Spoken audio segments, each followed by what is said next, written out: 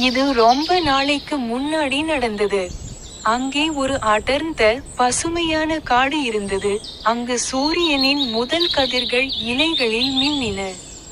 பறவைகள் பாடின, மான்கள் மேய்ந்தன, சுற்றிலும் அமைதி நிலவியது. இயற்கையே ஒரு கதையைச் சொல்வது போல. ஆனால் அந்த அமைதி நீண்ட காலம் நீடிக்கவில்லை. ஒரு நாள், ஒரு கொடூரமான சிங்கம் காட்டுக்குள் வந்தது. அவனது கர்ஜனையால் முழு காடும் நடுங்கியது. விலங்குகள் பயந்து இங்கும் அங்கும் ஓட ஆரம்பித்தன. இப்போது காட்டில் பயத்தின் நிழல் படர்ந்திருந்தது. எல்லா விலங்குகளும் ஒரே இடத்தில் கூடியிருந்தன. மான், குரங்கு, யானை, முயல் எல்லோரும் கவலைப்பட்டனர். நாம் எதுவும் செய்யாவிட்டால் சிங்கம் நம்மை வென்றுவிடும் என்று அவர்கள் சொன்னார்கள். ஒரு மென்மையான குரல் வந்தது, நான் அவனை தடுக்க முடியும். எல்லோரும் பார்த்தார்கள், அது ஒரு சிறிய முயல். நான் சிங்கத்தை சந்திப்பேன் என்று முயல் சொன்னது. அனைவரும் அதிர்ச்சியடைந்தனர். நீ ரொம்ப சின்ன பையன், அவனை எப்படி தடுப்பாய்? முயல் சொன்னது, தைரியத்தை விட பெரிய பலம் எதுவும் இல்லை. இரவின் இருளில் முயல் சிங்கத்தின் குகையை நோக்கி நடந்து சென்றது.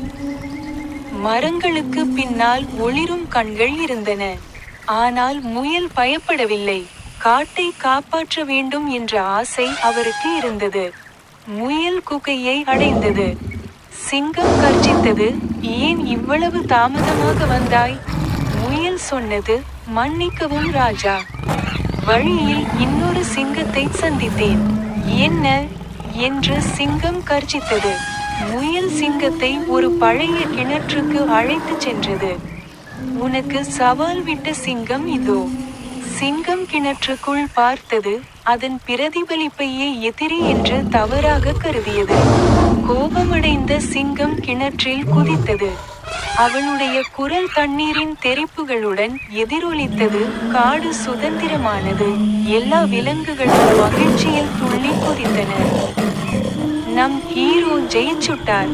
எல்லோரும் முயலை தோள்களில் தூக்கிக் கொண்டார்கள். குரங்குகள் நடனமாடின, யானை மகிழ்ச்சியுடன் தும்பிக்கையை ஆட்டியது. காடு மீண்டும் செழிப்பாக மாறியது. அப்போதிருந்து எல்லா குழந்தைகளுக்கும் இது கற்பிக்கப்பட்டது, வெற்றி என்பது வலிமையால் அல்ல, புத்திசாலித்தனத்தால் அடையப்படுகிறது. மேலும் துணிச்சலான முயல் காட்டில் மிகவும் அழகான கதையாக மாறியது.